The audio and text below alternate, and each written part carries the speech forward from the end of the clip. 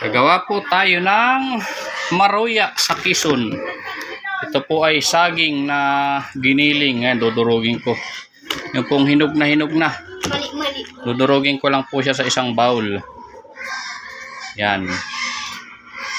I-update ko po kayo kung anong next step natin. Mga simpleng recipe lang. Pero sulit ka, busog. Nalagyan na natin ng asukal at saka harina. Yan.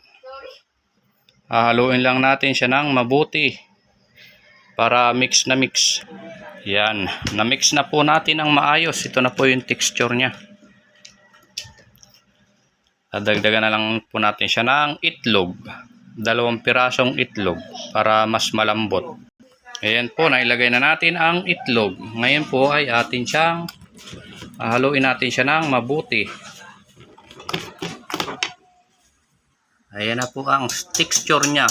Pagka nahalo na natin ang asukal, harina at saka itlog. Ngayon po atin niyang ipiprito.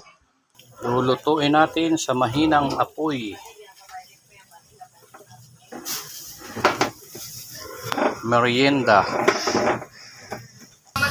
May luto na po tayo. Pwede nang kumain.